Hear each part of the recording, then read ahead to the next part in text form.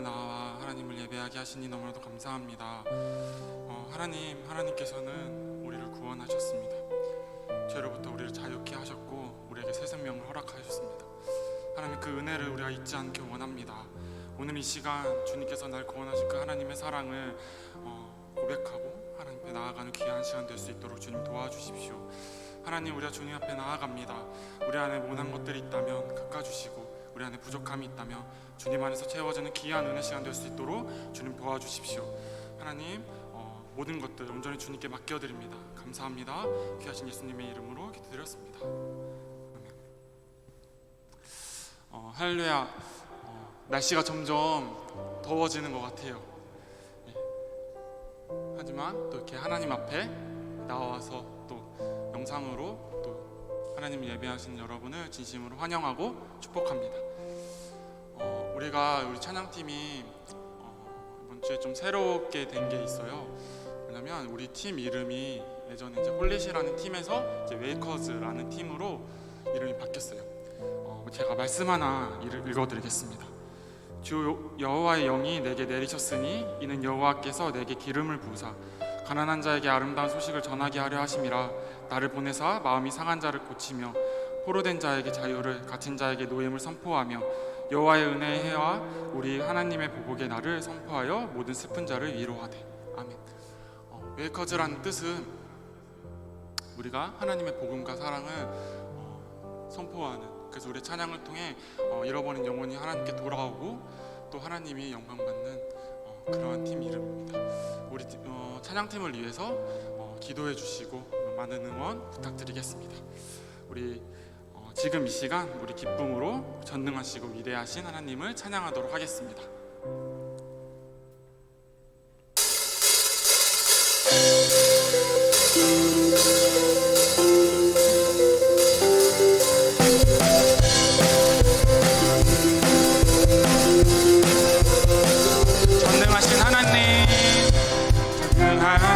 하나님 지금 함께 하시니 기쁨으로 주 찬양해. 주의 영이 가득해 풍성하신 은혜로 하나님의 사랑으로 두려움 떠나가고 모든 걸 바꾸셨네. 자유해. 위대한 하나님 나와 함께 하시니 내 모든 삶 주께서 구해 온 세상 구하신 하나님 동생자 주와 함께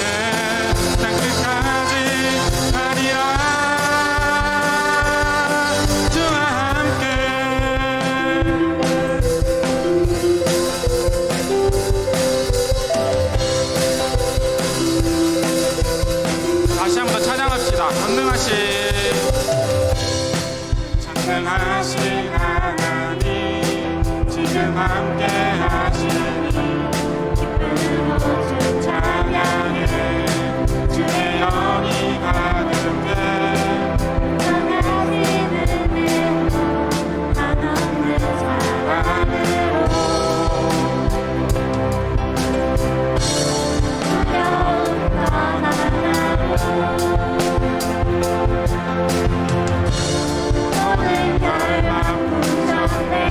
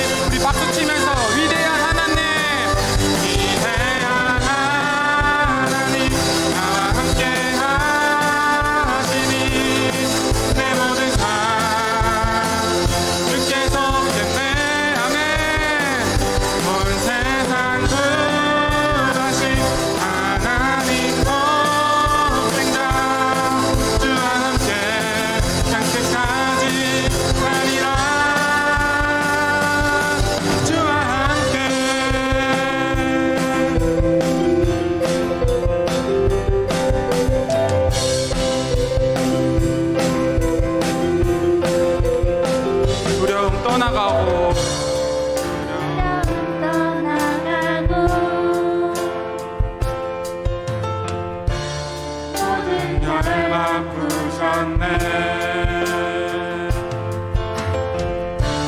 주와 함께 찬양해. 주와 함께 선포해. 주와 함께 선포해.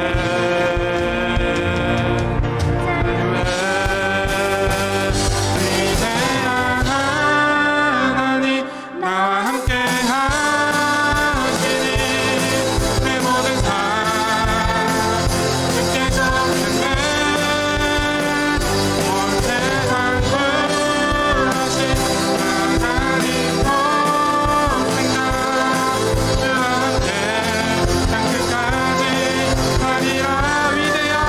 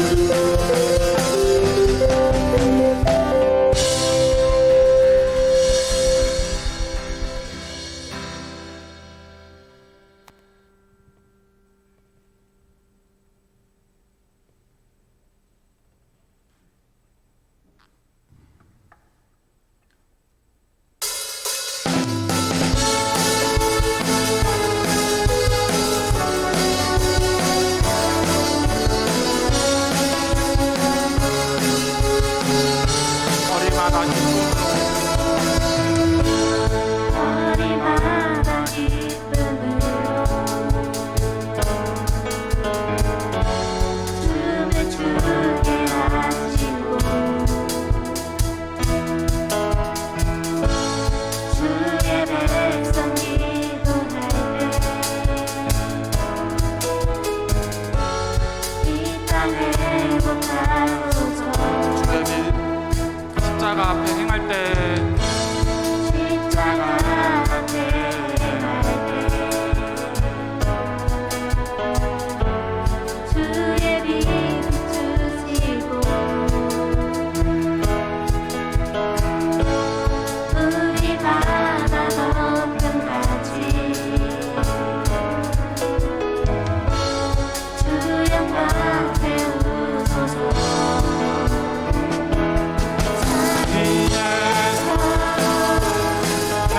태국까지 우리 찬양 울리네.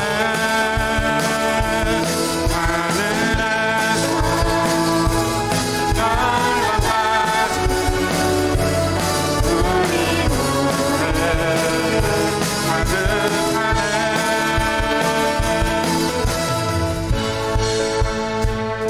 십자가 앞에 행할 때 십자가 앞에 행할 때 주의 빛 비추시고 우리 바다 너편같이 주 영광 채우소서.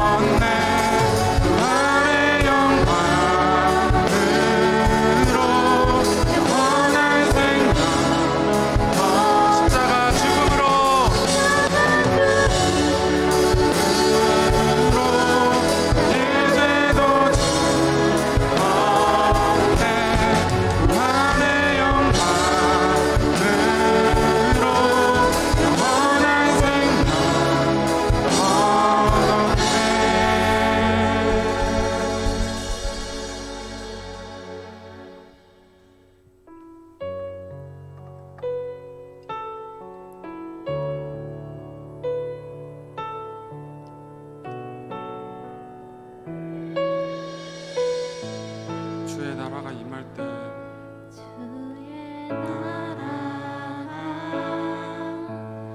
임할 때 하나님 임재하실 때 예배가 회복되며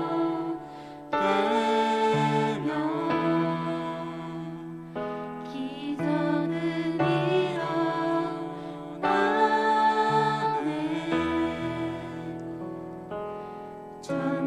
전능하신 주 영원하신 능력의 통치자 자유가 선포되어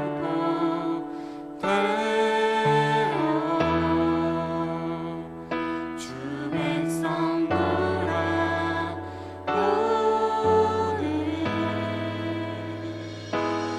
하나님 나라 임하소서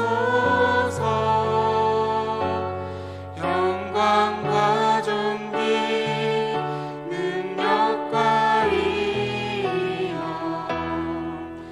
놀라운 사랑에 기적의 하나님 지금 이곳에 오소서. 다시 한번 찬양하겠습니다. 주의 나라가 임할 때 주의 나라가 임할 때 하나님 임재하실 때 예배가 회복되며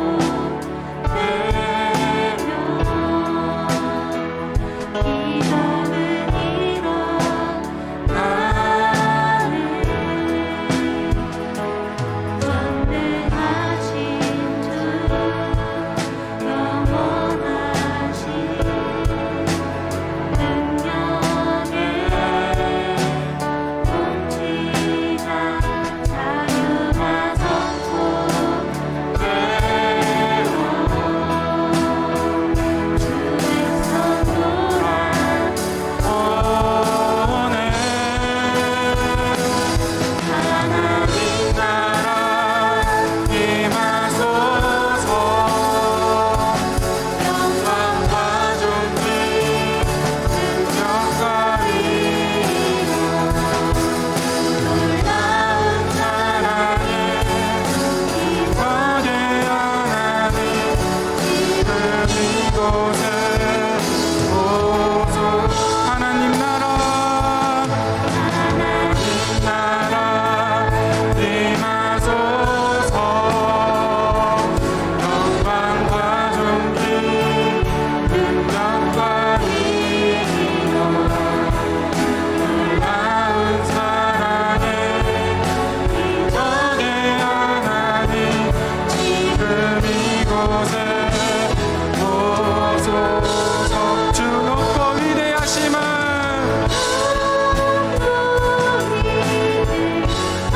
하심을 주께 외쳐 선포하네. 사랑의 왕 주 하나님 지금 주 높고 위대하심을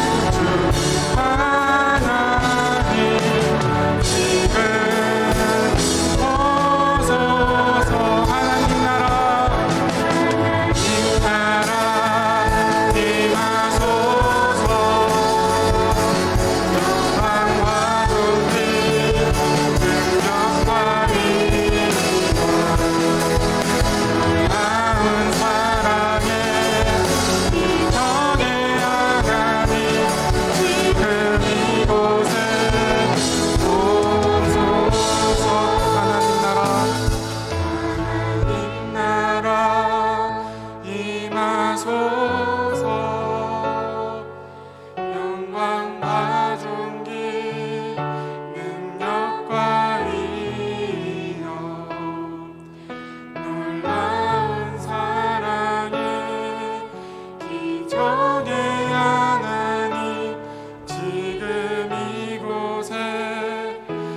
높이 들고 하나님 나라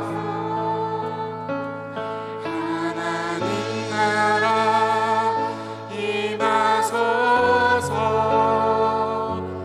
영광과 존귀 능력과 위엄 놀라운 사랑에 기적의 하나님 지금 이곳에 오소서.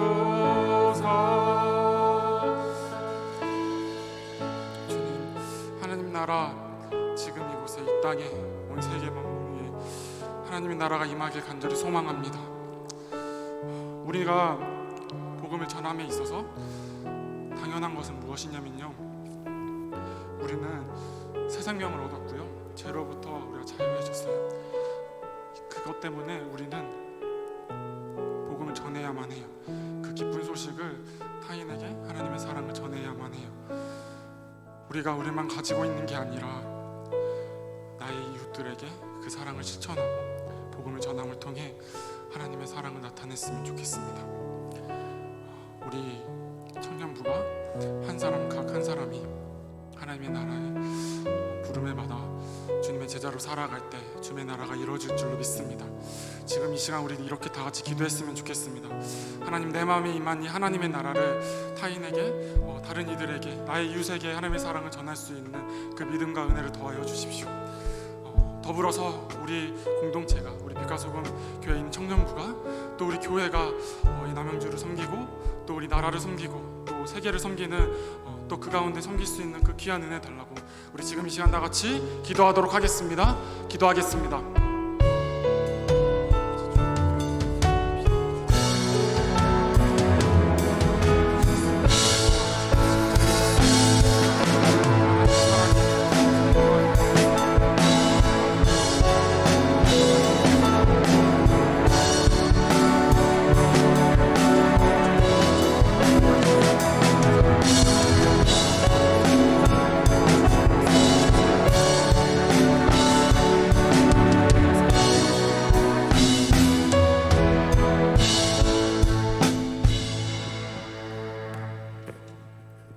기도하시겠습니다.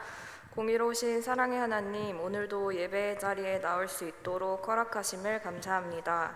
오늘의 예배를 통해 지난 한 주의 힘든 삶을 내려놓고 회복하고 새 힘 얻는 시간 되기를 소망합니다. 더운 날과 장대비를 오가는 여름이 되었습니다. 높은 온도와 습한 날씨 가운데에도 새로 돋아난 자연과 주님께서 허락하신 새로운 풍경을 감사로 묵상할 수 있는 청년의 때를 보낼 수 있기를 소망합니다. 저희에게 감사와 찬양의 마음 허락해 주세요. 어느덧 2021년이 절반 가까이 지나고 있습니다. 코로나 상황 속에서도 계속해서 예배의 자리를 허락하시고 기도의 시간 또한 허락하심에 감사드립니다.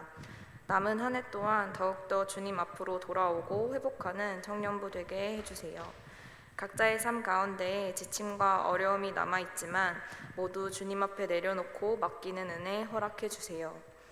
또한 오늘 말씀 전하시는 목사님과 예배를 준비한 모든 손길들 은혜로 동행해 주세요. 마치는 시간까지 함께 하실 주님 사랑합니다. 감사합니다. 이 모든 것 주님 앞에서 은혜로 드리며 우리를 위해 죽으시고 우리를 위해 부활하신 예수 그리스도의 이름으로 기도드립니다. 아멘.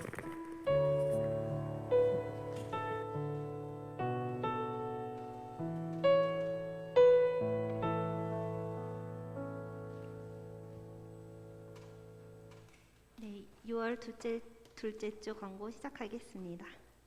예배 시간 안내입니다. 예배 시간은 오후 1시 30분입니다. 네, 주제 청년부 표현은요, 러브 인사이드 사랑 안에 거하라입니다. 주제 말씀 함께 같이 읽어보겠습니다. 시작. 하나님이 우리를 사랑하시는 사랑을 우리가 알고 믿었노니 하나님은 사랑이시라. 사랑 안에 거하는 자는 하나님 안에 거하고 하나님도 그의 안에 거하시느니라. 요한일서 4장 16절 말씀. 아멘. 네, 청년부 SNS 안내입니다. 청년부 유튜브 채널과 인스타 구독해 주시고 마팔해 주시면 감사하겠습니다. 헌금 안내입니다. 헌금하실 때 청년부와 이름 적어서 위 계좌로 헌금하시면 되겠습니다. 말씀 양육은 화요일 오후 9시에 매일 진행되고 있으니까요. 말씀이 필요하신 분들은 함께 오셔서 자유롭게 들어주시면 감사하겠습니다. 6월 나눔 모임 주제는요, 기대로 저희가 벌써 상반기가 마무리되고 있는 시점인데 상반기를 마무리하고 또 한반기를 준비하는 그 기대를 가지고 함께 나눴으면 좋겠어서 기대로 저희들이 나눔 모임을 정했으니까요. 함께 오셔서 같이 나눔하시면 좋겠습니다. 매일기도 신청 안내입니다. 매일기도 계속해서 신청서 받고 있습니다. 마음에 동하시는 분들은 신청해 주셔서 함께 매일기도 드리시면 좋겠습니다. 네, 웨이커스 찬양팀 모집 안내입니다. 김민석 목사님께 문의 주시면 되겠고요. 엔지니어도 권성은 청년에게 문의하시면 되겠습니다. 생일 이벤트 6월 생일에 해당되시는 분들은 실시간 예배 채팅으로 생일로 글 남겨주시면 선물을 드립니다. 네, 오늘도 예배에 오신 여러분들을 환영하고 축복합니다. 저희 함께 축복하며 찬양하겠습니다.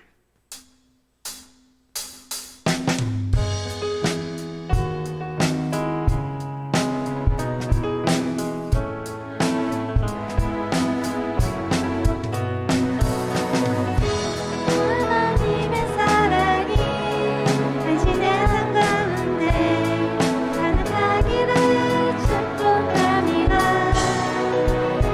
하나님의 은혜가 우리 가운데 가득하게 기도합니다. 가득하게 기도합니다. 가득하게 기도합니다. 네, 정성껏 준비하신 예물 하나님께 봉헌하겠습니다.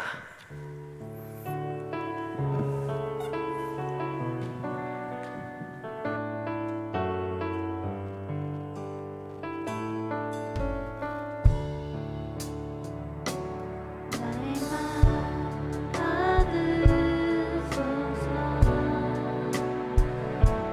오셔서 주님의 저소 삼으소서.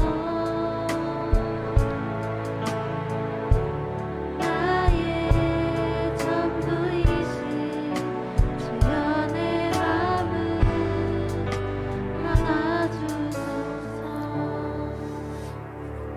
살아계신 하나님 아버지, 하나님의 사랑하심을 입고 살아가는 우리 빛과 소금의 모든 청년들이 이 시간 주님을 예배하며 주님의 보좌 앞으로 나아갑니다. 우리의 찬양과 기도와 또 믿음의 고백들을 주님 받아 주옵소서. 자신의 삶의 현장에서 어려움을 겪고 있는 청년들이 있다면 주님 위로하시고 그들이 독수리가 날개쳐 올라가는 힘을 주옵소서. 앞이 보이지 않는 상황 속에 놓여 있거나 자신의 한계로 인하여 위축되고 무너져 있는 청년들이 있다면 오늘 이 시간 주님의 말씀으로 그 연약한 마음이 새 힘을 얻고 성령의 능력으로 새로워질 수 있도록 은혜 내려 주옵소서. 임원으로 섬기고 또 그룹장으로 섬기는 리더십을 축복해 주시며 찬양팀과 방송과 음향으로 섬기는 모든 청년들에게 그들의 삶의 현장에서도 충만한 은혜를 내려 주옵소서. 이 시간 거룩하게 구별하여 하나님께 드리는 예물이 생명을 살리고 또 예수 그리스도의 복음이 전파되는 곳에 능력 있게 사용되게 하여 주옵소서.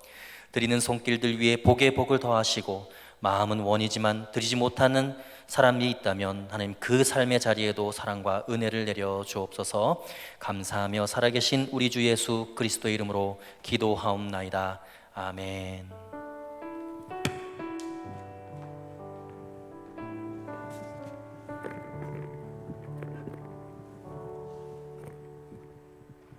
할렐루야. 네, 우리 하나님께 영광의 박수 올려드리겠습니다.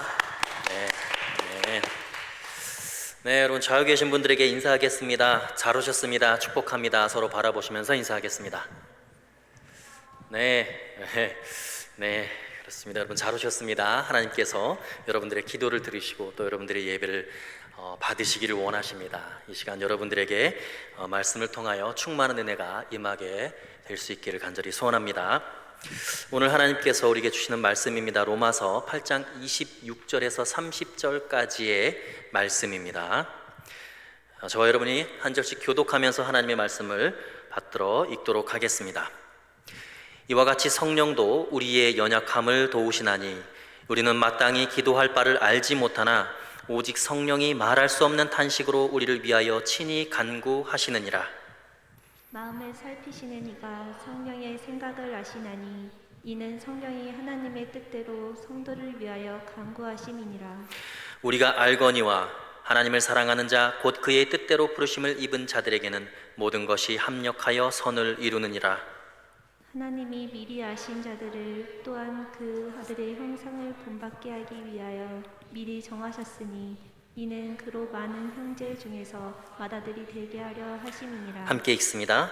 또 미리 정하신 그들을 또한 부르시고 부르신 그들을 또한 의롭다 하시고 의롭다 하신 그들을 또한 영화롭게 하셨느니라. 아멘. 네, 우리 계속해서 로마서를 쭉 묵상하고 있습니다. 여러분, 로마서에는 우리 그리스도인들이 어떻게 신앙생활을 해야 하는지, 또 어떤 삶을 살아야 하는지에 대한 아주 주옥 같은 원리들이 숨겨져 있습니다. 그래서 오늘도 역시 그리스도인의 신앙생활은 어떤 여정에서 또 어떤 원리로 진행되고 사라지는가에 대한 부분을 여러분들과 함께 나누기를 원합니다. 여러분, 그리스도인의 삶, 이 신앙생활이라는 것은 그냥 기도하고 막연하게 말씀 보고 살아간다고 그것이 올바르게 살아갈 수 있게 되는 것이 아닌 것 같습니다. 무슨 얘기냐면 우리의 삶의 여정 가운데는 하나님께서 원하시고 뜻하시는 어떠한 원리들이 있다는 거예요. 아주 중요하고 우리가 가치를 거기에 기준을 두고 살아가야 하는 그런 원리들이 있습니다. 그것을 깨닫는 것이 이 로마서를 통해서 대단히 중요하다는 것이죠. 미국의 어느 대학의 한 총장이 졸업하는 대학생들에게 이런 이야기를 했다고 해요. 인간이 그의 세계를 지배하는 것은 갈수록 쉬워진다. 그러나 자기 자신을 지배하는 것은 더욱더 어려워지고 있다.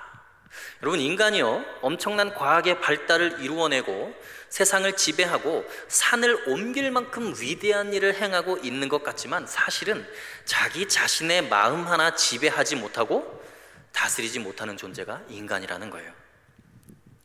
자기 마음 하나 컨트롤하지 못해서 기어이 그 분노 때문에 일을 저지르고 마는, 평생 이룩했던 업적들을 다 무너뜨리는 그런 경우들을 우리는 수없이 많이 본다는 것이죠. 우리 자신의 마음을 도대체 어떻게 컨트롤하고 다스릴 수 있을까요? 중요한 것은 하나님께서 원하시는 그리스도인의 삶의 원리, 신앙생활의 원리가 우리의 삶에 온전하게 적용되어질 때 그것이 가능하다는 것입니다. 여러분, 하나님이 우리 그리스도인들에게 원하는 우리의 인생의 목적이 무엇일까요? 하나님께서 우리가 어떤 모습으로 살아가기를 궁극적으로 바라시느냐 하는 것입니다. 그것이 오늘 30절 맨 끝부분에 나와 있습니다. 우리 30절 말씀을 다시 한번 함께 읽어보겠습니다. 시작. 또 미리 정하신 그들을 또한 부르시고 부르신 그들을 또한 의롭다 하시고 의롭다 하신 그들을 또한 영화롭게 하셨느니라. 아멘. 자, 영화롭게 하셨느니라. 다시 말해서 우리 인생을 향한 하나님의 꿈이 뭐냐면 우리 인생을 영화롭게 하시는 데에 하나님의 꿈이 있다는 거예요. 영화롭게 한다는 것이 여러분 도대체 뭘 얘기하는 걸까요? 우리가 어떻게 되면 영화로운 존재가 될 수 있을까요? 사실 이것을 더 쉬운 말로 하면, 우리들의 수준에서 이야기하면 우리들의 인생 가운데 과연 하나님이 보실 때 성공이 뭐냐는 거예요. 우리가 어떤 존재로 어떤 삶을 살 때 하나님이 너 성공했다라고 인정해 주실 수 있냐라는 것입니다.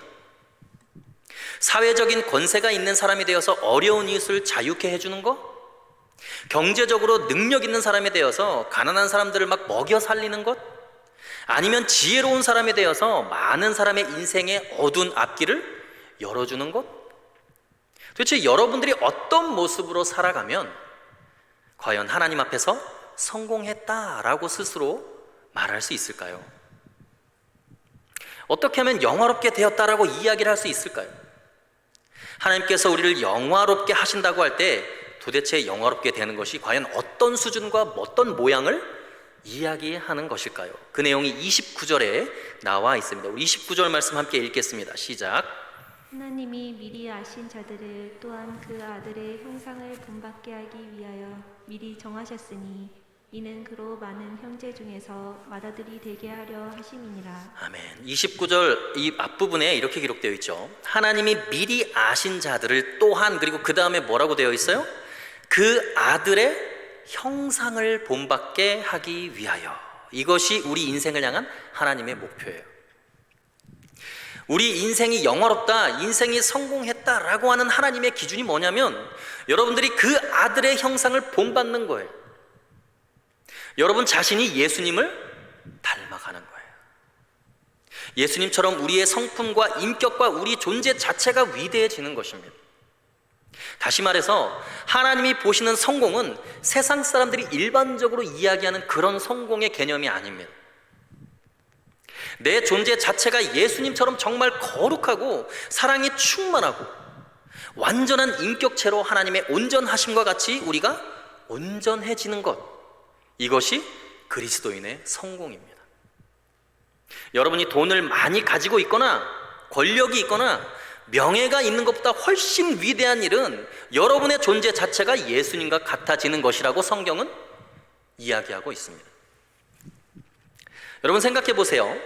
여러분이 예쁘고 화려한 옷을 걸치고 차려입고 그 겉모습만 남들한테 잘 보이는 것이 여러분이 원하는 거예요? 아니죠. 여러분의 몸매 자체가 완벽한, 그리고 여러분들의 얼굴 자체가 조각 같은 그런 여러분들에게 이 본질적인 아름다움과 멋있던 어떤 그런 부분이 있다면 여러분 그것이 아무리 우리가 겉옷을 잘 차려입는 것만큼 그것이 더 소중하고 가치 있을까요? 아니죠. 우리의 본 생김새가 아름다운 것이 우리가 원하는 바잖아요. 마찬가지입니다. 여러분들이 어떤 옷을 걸치고 있고 어떤 아름다운 어떤 그런 형상으로 있는 것보다 여러분들의 본질적인 그 모습 자체가 예수님처럼 아름다워져요. 마찬가지로 내가 어떤 재력을 가졌느냐, 내가 어떤 권력을 가졌는가 보다도 나의 존재 자체가 본질적으로 예수님처럼 되는 거예요. 이것이 하나님이 우리들에게 이야기하는 성공이라는 것입니다. 여러분 이걸 깨닫는 것이 대단히 중요해요.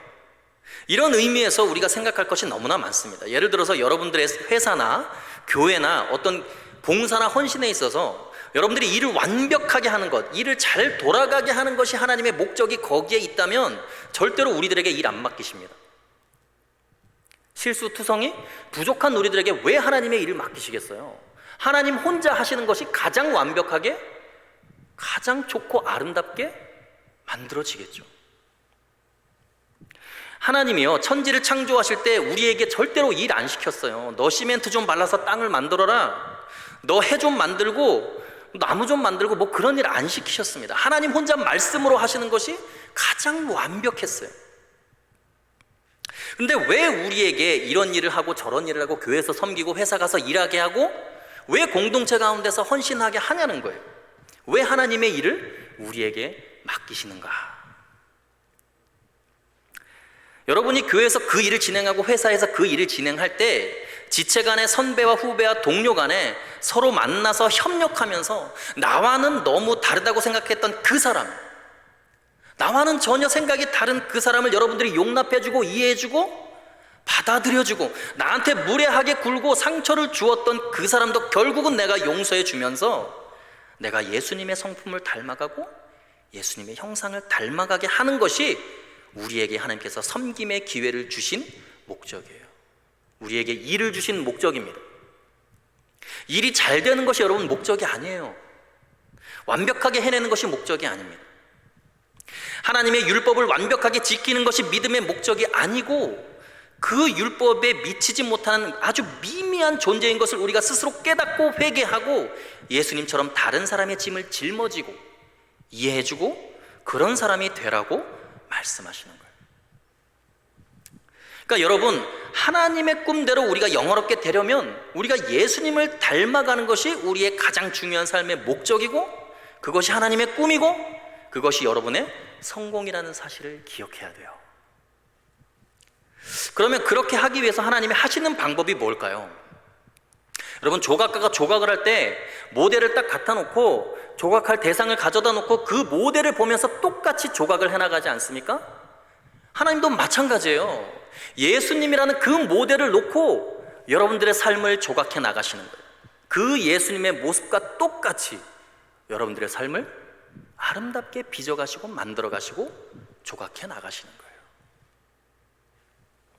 그렇다면 그렇게 우리가 예수님을 닮아가게 하실 때 하나님이 사용하시는 도구가 뭐냐는 거예요. 하나님의 원리, 하나님의 방법이 뭘까요? 그것이 우리 크리스천들의 중요한 삶의 원리이고 신앙의 원리라는 거예요. 오늘 그것을 한번 살펴보려고 합니다. 첫 번째, 그리스도인의 중요한 삶의 원리는 뭐냐? 신앙생활의 원리는 뭐냐? 그것은 기도의 원리라는 거예요.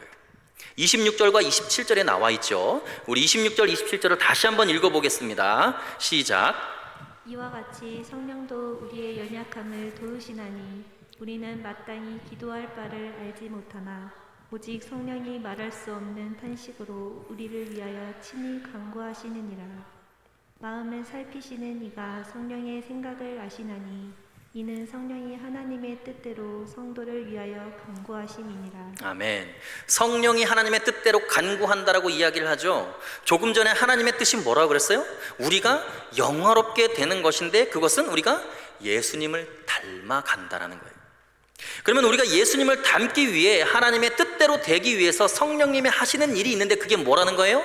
친히 하시는 간구라는 거예요. 기도라는 것입니다.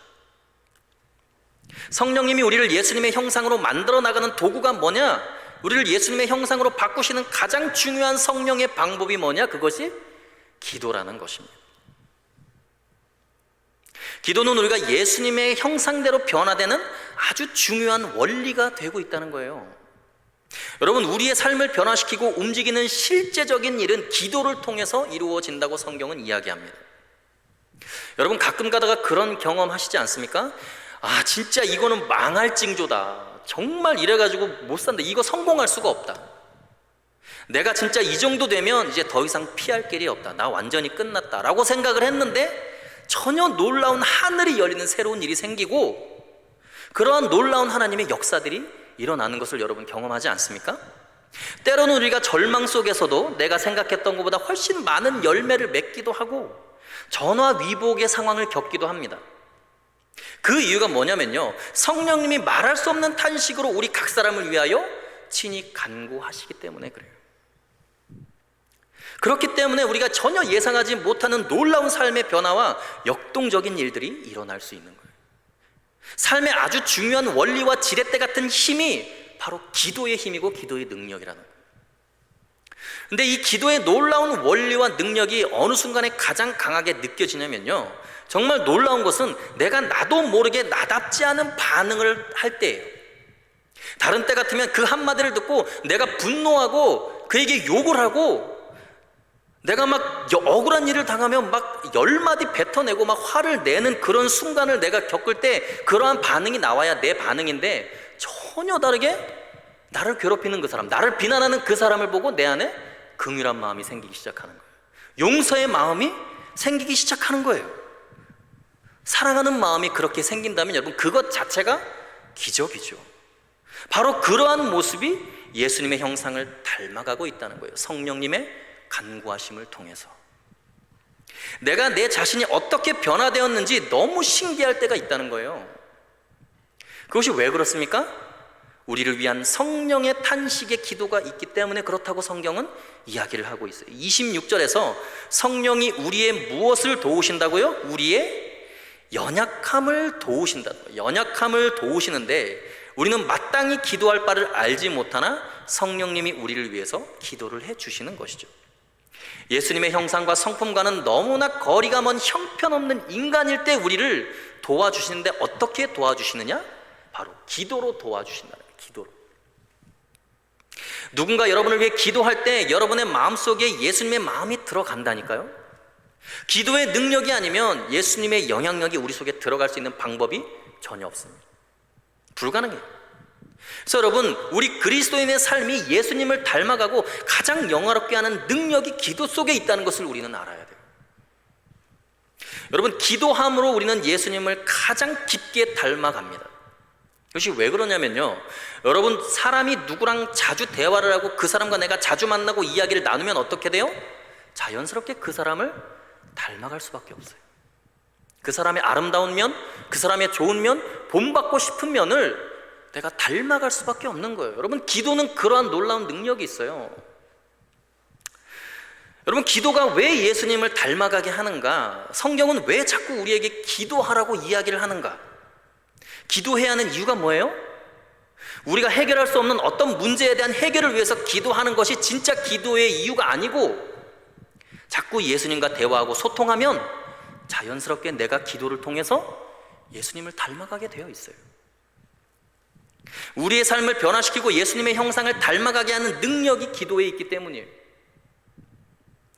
여러분, 어떤 아버지가 자녀와 대화하고 이야기를 할 때, 아들아, 딸아, 이리 와서 나랑 얘기 좀 하자, 이렇게 이야기할 때, 부모가 자식에게 뭔가 물어볼 때 뭔가 부모가 모르는 인생의 정답을 자식이 대답해 주기를 기대해서 대화하는 거예요? 그렇지 않아요. 분명히 내가 물어보면 아무것도 모르는 자녀가 헛소리 할 줄 분명히 알아요. 그럼에도 불구하고 자꾸만 자녀하고 대화하고 싶고, 멀리 있다가도 찾아오면 반갑고 기뻐하고 너무나 좋고, 여러분, 하나님도 마찬가지예요.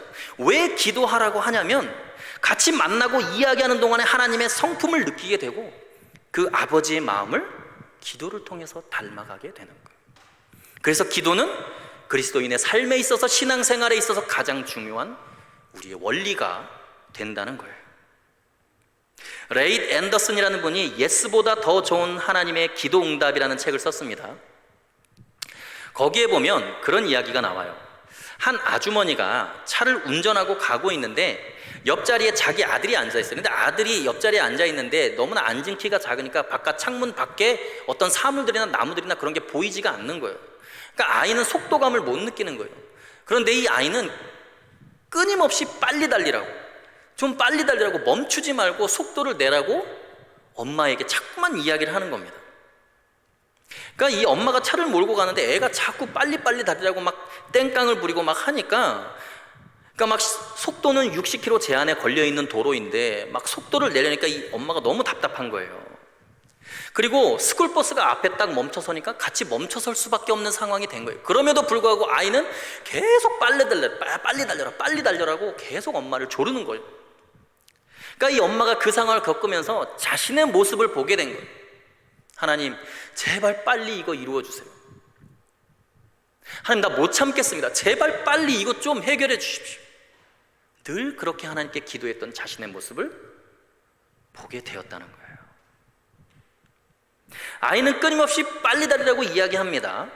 우리도 끊임없이 하나님께 빨리 허락해 주세요, 빨리 그것 좀 해주세요, 기도로 요청하고 요구합니다. 지금 본인은 영적인 표지판을 못 보고 있는 거예요. 여기서 지금 속도 낼 때가 하나님은 아니라고 말하는데 끊임없이 하나님께 빨리라고 우리는 요구한다는 거예요. 지금은 멈추어야 될 때인데 그걸 모르고 있는 거예요. 여러분 생각에는 여러분들이 고민하고 있는 그 문제만 해결되면 행복할 것 같아요? 스스로 인생의 정답을 알고 있다고 생각하고 그 정답을 끊임없이 하나님께 강요하고 요구하자. 내가 아는 정답은, 여러분, 정답이 아닐 확률이 굉장히 높아요. 기도는 내가 정답을 알고 있기 때문에 하는 게 아니에요. 하나님 아버지와 대화하고 예수님을 만나면서 예수 그리스도의 형상이 우리 속에 새겨지는 놀라운 은혜가 기도에 있고, 그것이 기도의 본질이라는 거예요. 내가 원하는 예스라는 응답보다 더 좋은 하나님의 대답이 뭐냐면, 나의 삶이 예수님을 닮아가게 되는 은혜가 임하는 것이 하나님의 가장 큰 응답이에요. 그것이 우리가 기도해야 하는 진짜 이유입니다. 기도하는 이유와 목적을 바꿔야 돼요. 여러분, 우리는 기도를 통해서 하나님의 능력이 나에게 임하고 기도하는 동안에 나의 삶이 예수님처럼 변화되는 경험을 분명히 하게 될 거예요. 그러므로 여러분, 우리 크리스천들의 삶의 가장 중요한 원리, 신앙생활의 원리 중에 가장 중요한 것, 그것은 바로 기도를 통해서 예수 그리스도의 형상을 닮아가는 거예요. 부디 저 여러분이 기도를 통해서 예수 그리스도의 형상을 온전히 닮아갈 수 있게 되기를 간절히 소원합니다. 두 번째, 그리스도인의 삶의 원리는 여러분 융합의 원리라는 거예요. 융합이라는 것은 여러분 원래 서로 다른 두 개체가 만나서 아주 색다른 성격과 색깔을 가진 물질을 만들어내는 게 융합입니다. 이 모든 것은 합력하여 선을 이루는 원리, 이것이 바로 융합의 원리예요. 우리 인생의 다양한 모든 측면들이 합력하여 선을 이루는 놀라운 역사를 이루어가는 것이 바로 하나님의 일하시는 방법이고 그것이 하나님의 원리라는 것이죠. 28절 말씀 우리 다 같이 읽어보겠습니다. 시작.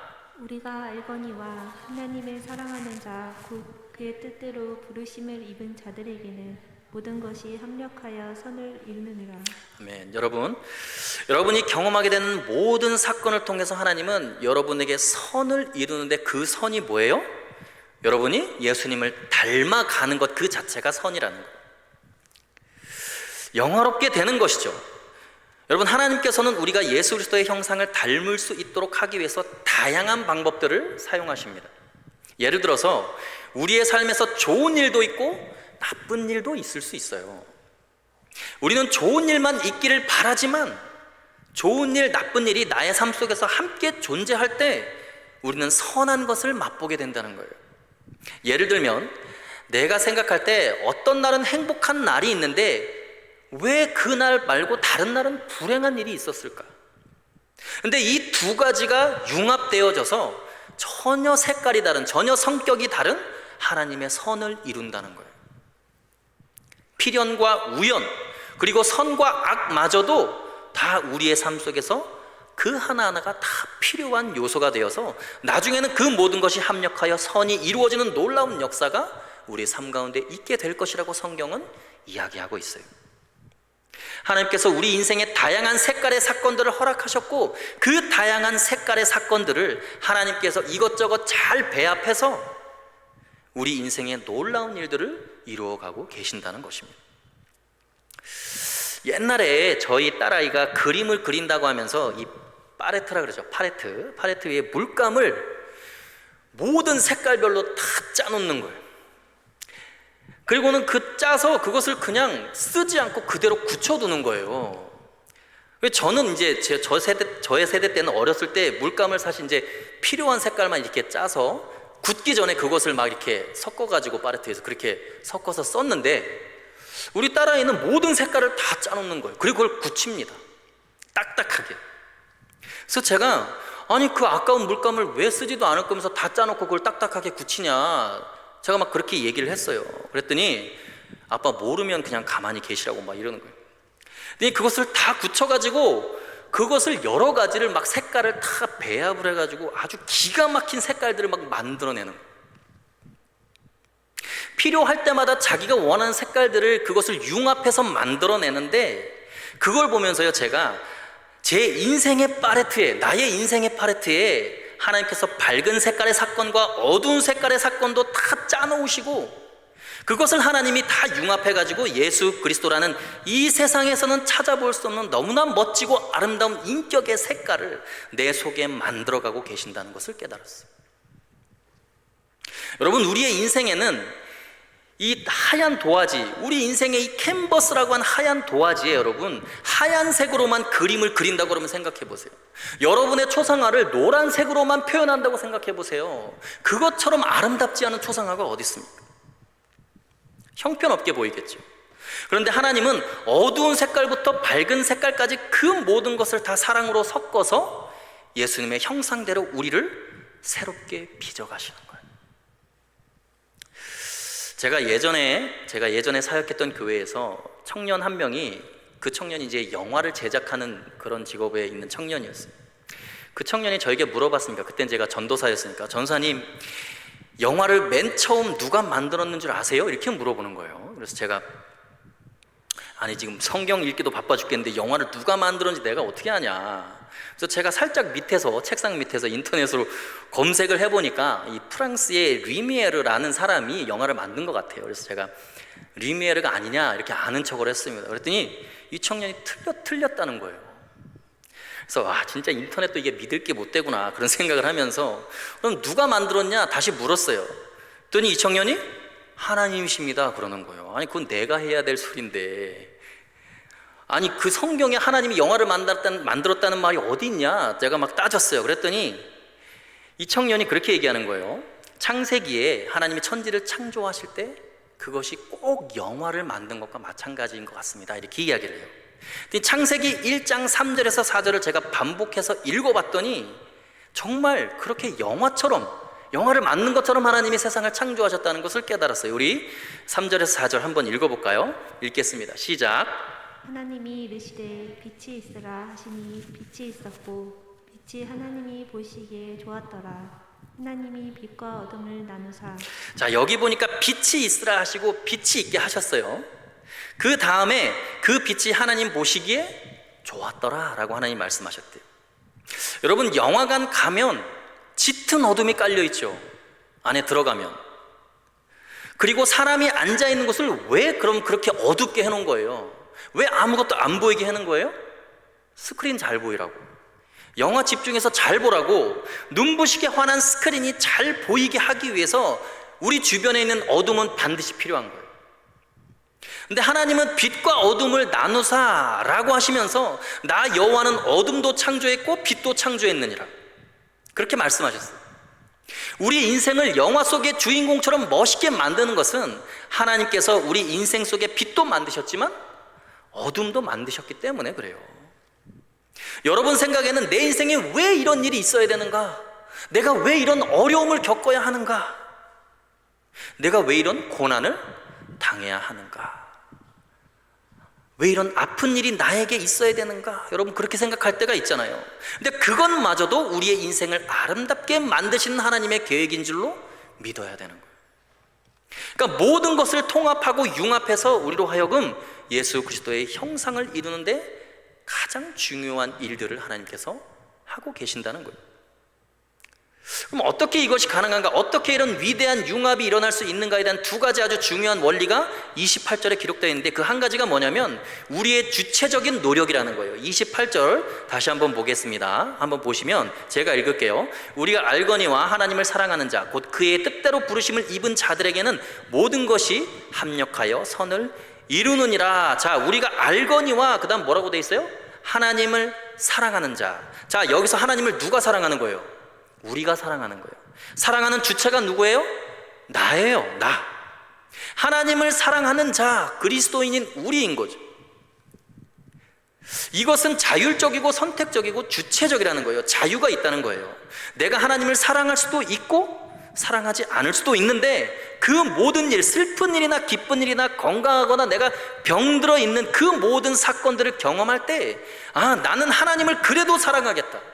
나에게 이런 고난과 어려움이 있어도 내가 하나님을 사랑하겠다라고 하는 의지적인 결단을 하고 자유롭게 하나님을 사랑하기로 내가 선택을 할 수 있다는 거예요. 그런데 그 하나님을 사랑하는 자, 그 다음 단어가 뭐예요? 곧이라고 나오잖아요. 곧, 여러분, 곧은 여러분 이건 등위 접속사예요. 앞에 거와 뒤에 거가 같다는 것입니다.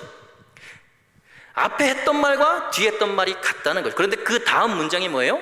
그의 뜻대로 부르심을 입은 자들. 자, 그러면 누구의 뜻대로 불렀다는 거예요? 부르신 분이 누구라는 거예요? 하나님이라는. 주체가 누굽니까? 하나님이 주체예요. 하나님의 예정이고 하나님의 주권대로 여러분들을 각각 부르셨다는 거예요. 하나님을 사랑하는 주체적인 나의 믿음과 우리를 예정대로 주권대로 우리를 부르신 그 하나님의 주체성이 서로 만나서 그것이 합력하여 우리의 삶 가운데 예수 그리스도의 형상을 만들어내는 그 융합의 원리가 우리를 아름답게 만들어가고 선을 이루시는 하나님의 방법이라는 거예요. 그것이 동시에 이루어진다는 것이죠. 여러분, 나는 어떤 시련을 당해도 하나님을 사랑한다고, 고난 속에서 또는 기쁨 속에서 또는 그 아픔 속에서도 여전히 하나님을 사랑합니다라고 고백한다면 하나님은 그래, 너의 그 아픔 내가 다 알고 있어. 너의 그 고통 내가 다 예정한 거야. 내가 다 알고 있어. 선택한 거야 라고 말씀을 하신다는 거예요. 그래서 나중에 보니까 자신의 시련의 사건과 하나님을 향한 자신의 의지적인 사랑의 고백과 결단, 이 두 가지가 만나서 합력하여 우리 인생 가운데 선을 이루는 거예요. 여러분이 지금 그 형편과 그 자리에 있는 거, 예전에 그 아팠던 상황도, 예전에 그 사람을 만났던 일, 그래서 있어서는 안 될 것 같은 많은 아픔이 있었고 그것 때문에 내가 오늘 이렇게 괴로운 것 같지만 놀라운 사실은 그럼에도 불구하고 나는 하나님을 여전히 사랑합니다 라고 고백한다면 하나님은 그래, 내가 네 인생 다 계획하고 있으니까 걱정하지 마라. 모든 것을 합력하여 내 인생 가운데 가장 선한 것을 내가 이루어 주겠노라. 여러분들에게 말씀하고 계신 거예요. 여러분이 지금 어떤 형편에 계시는지 저는 잘 모릅니다. 그러나 그 역경 속에서 그냥 하나님을 사랑하세요. 의지적인 결단으로, 여러분들의 주체적인 노력으로 하나님을 사랑하시기 바라요. 그냥 하나님께서 합력하여 선을 이루실 줄로 믿으시고 하나님을 찬양하세요. 감사하십시오. 그러면 하나님께서 이루시는 그 결과를 분명히 보게 될 거예요. 이런 설교를 들으면 여러분 이렇게 생각이 들죠. 아니 목사님 누가 그걸 모릅니까? 예배당 안에서 설교 들을 때 앉아있을 때 그런 생각 다 들죠. 그런데 목사님이 한번 당해보세요. 목사님은 그런 경험이 없으셔서 저희를 잘 이해하시지 못하는 것 같아요. 정말 목사님이 그 사건에 딱 직면하면 목사님도 원망만 나오게 될 거예요. 목사님 너무 쉽게 말씀하시는 거 아니에요? 라고 여러분들 생각하실 수도 있어요. 근데 여러분, 너무 쉽게 말씀하시는 거 아니에요? 라고 하는 그 말이 진리예요. 왜냐하면 우리는 너무나 어렵게 생각을 해요. 성경대로 생각을 안 하는 거예요. 분명히 성경은 하나님을 사랑하고 하나님의 택함을 입은 사람은 모든 것이 합력하여 선을 이룬다고 이야기를 해요. 선을 이룬다고 그랬으면 모든 것이 다 선이 될 줄로 믿고 생각을 쉽게 해야 되는데 왜 그렇게 어렵게 생각을 하냐는 거예요. 그냥 믿어야 되는 거예요. 생각을 어렵게 하면 쉬운 것도 어려워져요. 이건 아무리 봐도 나한테 저주이고 나에게는 있을 수 없는 일이라고 생각을 하니까 그런 거예요. 합력하여 선을 이루시겠다는 하나님의 말씀을 믿지 않으니까 그런 생각이 드는 거예요. 이 융합의 원리를 삶의 원리로 적용을 안 하니까 괴롭고 힘든 거예요. 마태복음 5장 10절에서 12절을 우리 함께 읽어보겠습니다. 시작. 의를 위하여 박해를 받은 자는 복이 있나니 천국이 그들의 것이니라. 나로 말미암아 너희를 욕하고 박해하고 거짓으로 너희를 거슬러 모든 악한 말을 할 때에는 너희에게 복이 있나니 기뻐하고 즐거워하라. 하늘에서 너희의 상이 큼이라. 너희 전에 있던 선지자들도 이같이 박해하였느니라. 아멘. 무슨 말입니까 이게? 하나님의 사람들은 다 고난을 받고 사는데 기뻐하고 즐거워하라는 거예요. 왜요? 너희를 욕하고 박해하고 거짓으로 너희를 거슬러 모든 악한 말을 할 때에는 너에게 뭐가 있어요? 복이 있다. 복이 있다 말씀하시는 거예요. 복이 있으니까 뭐라고요? 기뻐하라. 그 고난의 상황은 오히려 기뻐하고 즐거워해야 할 상황이지 절망할 상황이 아니라는 거예요. 왜냐하면 그 모든 것을 합력하여 무엇을 이루시니까? 선을 이루시니까 그래요. 이 융합의 원리가 그리스도인들의 삶을 지배하는 원리라는 거예요. 그래서 여러분들 반드시 여러분들의 삶 속에 고난이 있고 역경이 있고 때로는 기쁜 일이 있고 감사한 일이 있다 할지라도 여러분 그 모든 상황과 현실을 극복하고 그것을 초월해서 하나님을 사랑한다고 고백하십시오. 그리고 하나님께 감사하십시오. 꼭 그렇게 감사하시며 찬양하시면서 이 융합의 원리를 이 그리스도인들의 삶의 원리 여러분 잘 적용하셔서 여러분들의 삶에 선을 이루시는 하나님의 역사심을 꼭 경험하게 되시기를 간절히 소원합니다. 세 번째 원리는 섭리의 원리라는 거예요. 섭리의 원리.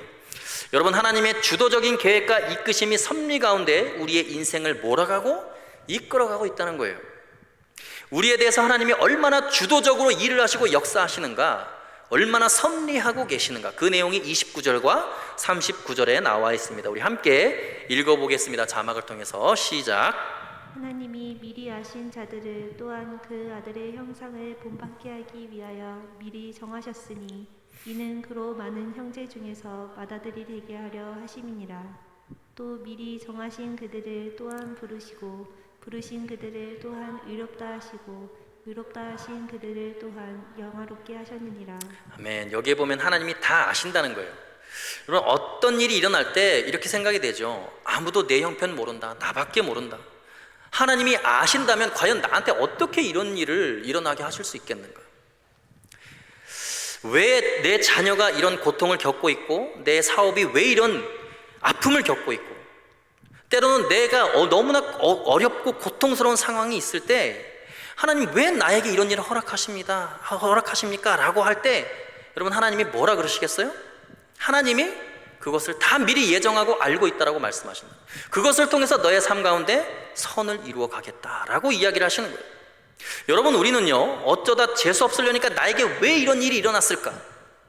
나에게 왜 이런 고통이 왔을까? 하지만 하나님은 아니다. 다 나의 섭리 안에 있고 내가 다 미리 알고 있었다. 내가 다 이미 정해놓은 것이다. 나의 계획 속에 있었던 일이야 라고 우리에게 말씀하신다는 거예요. 그래서 영화롭게 하신다고 모든 것을 합력하여 하나님이 하신다라고 29절과 30절에 하나님이 하신다라는 것이 계속 반복해서 나오고 있죠. 내 인생의 모든 것은 하나님의 주권이 개입되어 있어요. 그분의 계획 속에, 정해진 틀 속에 하나님이 이끌어가고 계신다는 거예요. 오스왈드 샌더스 목사님이 모든 인생은 하나님의 계획이다 라는 책에서 그런 말을 했어요. 정말 하나님은 우리의 인생을 인도해 주시는가? 그런 질문을 던지고 본인이 스스로 그렇다라고 대답을 합니다. 이 책에서. 그 이유를 이렇게 이야기해요. 아버지라고 부르게 하신 분이라면 인도하심을 구하는 자녀를 거부할 수가 없다. 하나님이 아버지라고 부르게 하신 이유가 뭐냐면 우리의 삶을 책임지고 인도하겠다는 그런 하나님의 결의가 있기 때문이라는 거예요. 그렇기 때문에 우리가 하나님을 아버지라고 부른다는 거예요. 여러분, 우리는 하나님의 철저한 인도하심 속에 있다는 것, 섭리 속에 있다는 것을 추호도 의심해서는 안 돼요. 예수님을 보십시오. 예수님의 삶을 보면 이 하나님의 섭리에 대한 믿음으로 가득 차 있으셨어요. 예수님은 그런 의미에서 이 하나님의 섭리 안에서 철저하게 수동적인 삶을 살면서도 놀랍도록 능동적인 반응을 하시면서 살았어요. 지금 이 말이 앞뒤가 안 맞죠? 수동적인 삶의 태도와 능동적인 삶의 반응. 여러분, 인간의 언어에는 한계가 있기 때문에 예수님의 삶을 이렇게밖에 표현할 수가 없어요. 제가 설명을 드릴게요. 무슨 얘기냐면 예수님은요 하나님의 섭리, 미리 예수님을 다 아시고 그 모든 상황을 하나님이 다 예정하신 거예요. 제자들이 배신할 것, 제사장들이 예수님을 잡아서 십자가에 매달 것, 그 고통스러운 사건들이 하나님께서 예수님을 영화롭게 하시는 방법이라는 것을 예수님이 스스로 다 알고 계셨어요. 그래서 예수님은요 제자들이 팔아 넘길 것을 아시면서도 그것을 인간적인 방법으로 막으려고 하지 않았어요. 팔아 넘길 걸 알면서도, 부인할 것을 알면서도, 제사장들이 잡아서 십자가에 못 박혀 죽게 할 것을 알면서도 3번이나 스스로 예언하시잖아요, 제자들 앞에서. 그런데 하나도 인간적으로 거기에 반응하지 않고 사건이 흘러가는 그 흐름 속에서 수동적으로 다 당하셨어요. 그냥 자기를 그냥 그 사건의 흐름 속에 내어 맡기셨어요. 그리고 이렇게 말씀하셨어요. 제자들이 예수님 그렇게 하시면 안 됩니다. 예수님 십자가에 달리시면 안 됩니다. 그런 일은 절대로 있어서는 안 됩니다라고 이야기할 때 예수님 뭐라 그래요? 내가 너희 말대로 인간적으로 반응하고 그것을 인간적으로 내가 하나님의 계획을 틀어버리면 구약에 이야기한 선지자의 말이 어떻게 응할 수 있겠느냐? 하나님의 말씀이 어떻게 이루어질 수 있겠느냐? 예수님이 이미 그걸 다 알고 계셨다는 거예요. 알고 계시면서 넘겨지고 이방인의 손에 또 넘겨지고 자기를 그 상황 속에 내어 맡기셨어요. 수동적인 삶의 태도예요. 하나님의 섭리 앞에서 수동적인 삶의 태도예요. 그런데 인위적으로 그 악을 악으로 갚거나 그들의 무례함에 대해서 막 사람들에게 이야기하고 비난하고 그런 게 아니었어요. 겸손하게 다 당했어요. 근데 놀라운 것은 예수님은 대단히 능동적이고 주도적으로 거기에 반응했다는 것이에요. 왜냐하면 악한 세력이 그렇게 예수님을 비인간적으로 대우하는데도 예수님은 한결같이 능동적으로 사랑했어요. 보통 사람 같으면 이런 배신자들, 내가 3년을 키웠는데 니네가 나를 팔아먹고 나를 부인해? 내가 부활한 다음에 니네 가만 안 둔다 진짜. 이렇게 반응하지 않겠어요? 인간적이라면? 근데 예수님은 그 배신자에게 뭐라고 하시냐? 내가 너를 위해 기도하고 있다. 네가 나를 부인하고 네가 나를 팔아넘길 걸 알고 있지만 나는 너를 위해 기도하고 있다. 나의 양을 먹이라. 다시 나의 양을 치라. 십자가에 못 박혀져 있는데 저주하고 조롱하는 그 사람들을 위해서 아버지, 저들의 죄를 용서하여 주옵소서. 능동적인 사랑의 반응, 한결같은 사랑의 반응. 왜냐하면 하나님의 섭리를 믿고 있기 때문에. 하나님의 예정 가운데 하나님께서 저들의 악을 사용해서 인류를 구원하는 놀라운 구속의 역사를 이루고 계신다는 그 하나님의 섭리를 예수님은 철저하게 믿고 있었어요. 그리고 예수님 마지막에 뭐라 그러세요? 내가 다 이루었다라고 이야기하시죠. 여러분 어때요? 여러분 하나님의 섭리를 믿고 있습니까? 여러분 억울한 일을 당하고 모함을 당하고 여러분들이 조금만 손해를 보고 피해를 보면 여러분들이 반응이 어때요? 여러분 결국에는 여러분들의 삶을 통해서 다 이루어지는 거예요. 그리스도인은 실패할 수가 없어요. 여러분 망할 수가 없습니다. 망하면 성경이 잘못된 거예요. 왜냐하면 삶의 원리 자체가 하나님의 섭리 안에 있기 때문에 그런 거예요. 그러므로 여러분 오늘 이 시간 이후부터 이 그리스도인의 신앙생활의 원리를 여러분들의 삶에 적용하면서 살아야 돼요. 첫 번째는 뭐였습니까? 예수님의 형상이 우리에게 이루어지는 아주 중요한 원리가 뭐였어요? 기도의 원리. 기도의 원리. 기도하면 예수님을 닮아갈 수 있다는 거예요. 두 번째 원리는 뭐예요? 융합의 원리예요. 여러분이 지금 어떤 어려움이 있어도 그렇게 망하는 것 같아도 그것을 통해서 여러분의 삶을 예수님의 형상을 닮은 사람으로 하나님은 조각해 나가실 거예요. 그리고 마지막 세 번째 원리가 뭐예요? 하나님의 섭리의 원리. 그것은 하나님이 우리의 인생을 다 하시고 모든 것을 예정해 주셔서 결국은 부르시고 영화롭게 하시고 의롭게 하실 줄로 믿는 거예요. 그렇기 때문에 지나치게 나의 뜻과 나의 의를 주장하지 않아도 돼요. 악을 악으로 갚지 않아도 됩니다. 나를 비난하는 사람에게 똑같이 비난으로 반응하지 않아도 돼요. 내 마음대로 안 된다고 절망할 필요도 없습니다. 내 계획대로 안 된다고 좌절하고 낙심할 필요도 없어요. 왜냐하면 결국은 하나님이 우리를 예수님의 형상을 닮도록 영화롭게 하실 줄로 믿는 거예요. 기도의 원리, 융합의 원리, 섭리의 원리를 여러분들의 삶의 원리로 적용하시면서 예수님의 형상을 닮아가게 되시기를 간절히 소원합니다. 시간 함께 기도하겠습니다.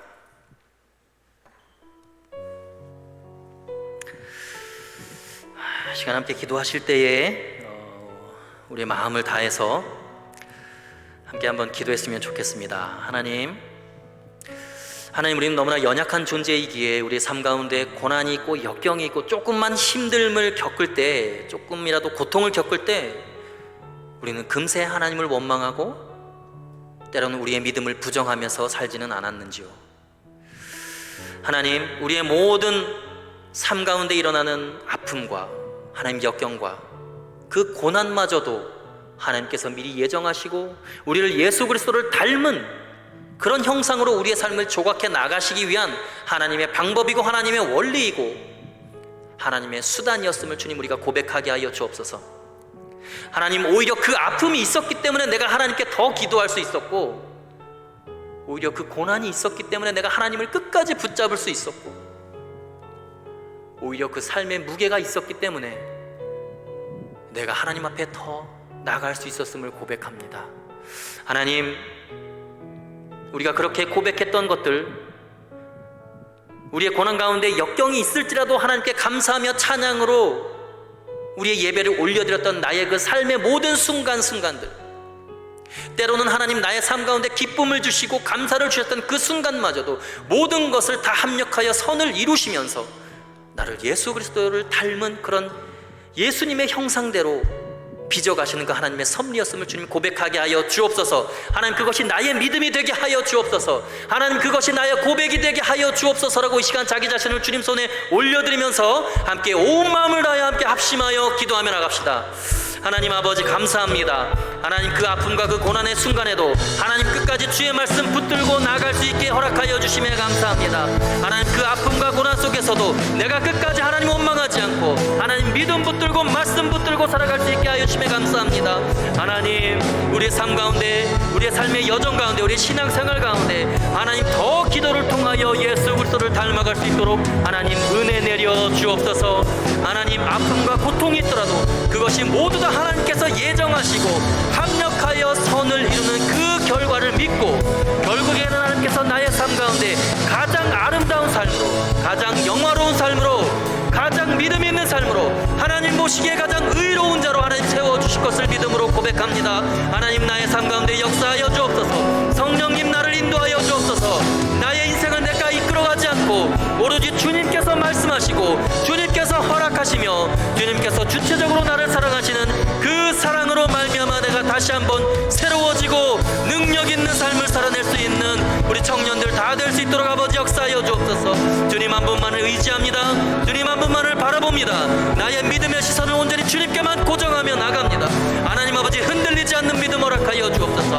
흔들리지 않는 신앙을 허락하여 주옵소서. 하나님 아버지 시간 믿음으로 결단합니다. 믿음으로 고백합니다. 하나님 나의 삶 가운데 역사하시고 인도하여 주옵소서. 살아계신 아버지 하나님, 하나님 우리의 연약함 가운데 주의 은혜를 부어 주옵소서. 하나님 우리는 날마다 넘어지고 하나님 죄악 가운데 쓰러지고 하나님 너무나 미세한 유혹에도, 세상의 유혹에도 우리는 쉽게 흔들리고 좌절할 때가 너무나 많습니다. 하나님 그럼에도 불구하고 끝까지 하나님 말씀 붙잡게 하시고 하나님 나의 삶 가운데 역경과 고난을 통해서 하나님을 더욱더 기억하게 하시고 말씀대로 순종할 수 있는 믿음마저도 그 고난을 통해서 허락하여 주옵소서. 하나님 나의 삶 가운데 모든 것을 합력하여 선을 이루신다는 그 하나님의 섭리와 하나님의 융합의 원리를 기억하며 기도함으로 말미암아 더욱더 예수 그리스도를 닮아갈 수 있는 귀한 빛과 소금의 청년들 다 될 수 있도록 인도하여 주옵소서. 그렇게 행하실 주님의 이름을 기대합니다. 감사하며 살아계신 예수님의 이름으로 기도하오며 이제는 우리 구주 예수 그리스도의 은혜와 하나님 아버지의 크신 사랑하심과 성령님의 감화, 감동, 교통, 충만, 위로, 인도, 내주하심이 기도를 통하여 주님 닮기를 원합니다. 우리의 삶의 모든 것을 합력하여 선을 이루실 것을 믿음으로 고백합니다. 삶의 순간순간 하나님의 섭리를 인정하며 말씀에 순종하는 청년들 되기를 소원합니다. 믿음으로 결단하며 삶의 현장으로 나아가는 사랑하는 빛과 소금교회 모든 청년들 머리 위에 이제로부터 영원까지 함께 하시기를 간절히 축원하옵나이다. 아멘.